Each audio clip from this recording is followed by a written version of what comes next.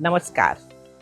Today, let's talk about the ancient Indian science, Vastu. Vastu Shastra is all about creating balance between five elements: earth, water, fire, air, and space to promote health, happiness, and abundance in our life. It's not just about architecture, it's about aligning the surrounding to support the energy and to support the intention.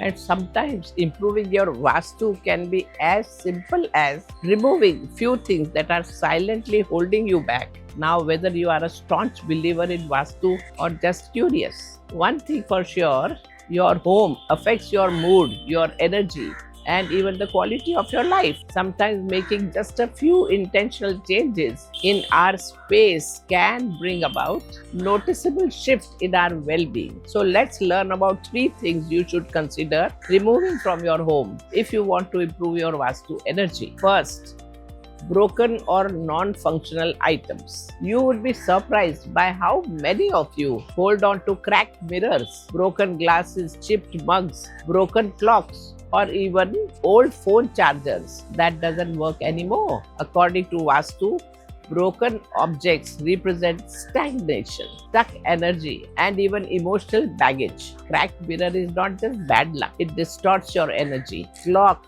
which stops, symbolizes stuck time, delays, opportunities. So go around your house this week and consciously remove anything broken, chipped, or non-functioning. Fix what can be fixed, release what can't. Second, next comes thorny or neglected plants. Yes, plants are wonderful.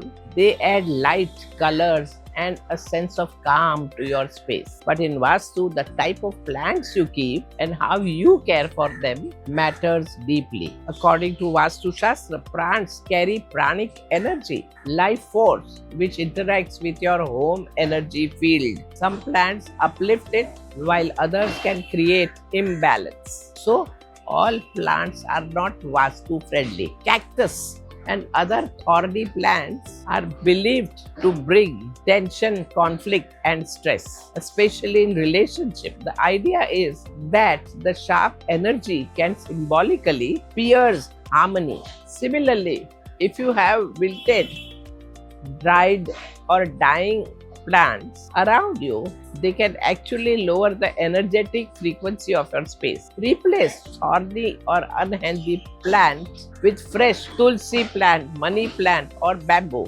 These plants that invite growth, harmony, and prosperity, and most importantly, care for them. These thriving plants are symbol of attention, growth, and nurturing energy. It reminds your home and you that life is constantly renewing itself. Third, images or art depicting sadness, violence, or loneliness. This one is subtle but very powerful. The art or photos you choose to hang on your wall reflect what you are inviting in your life. Paintings of storms, crying figures, wild animal in an attack mode, or lone boats on a turbulent sea might seem dramatic or stylish, but they can subconsciously invite fear, conflict, or loneliness. Choose art that radiates positivity, abundance, love, or serenity, like nature scene, blooming flowers, or spiritual symbols. Your wall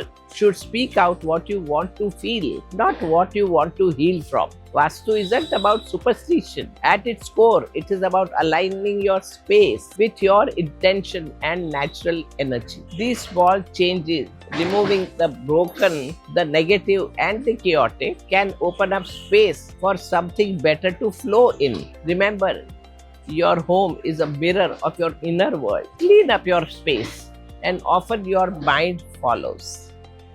Namaskar.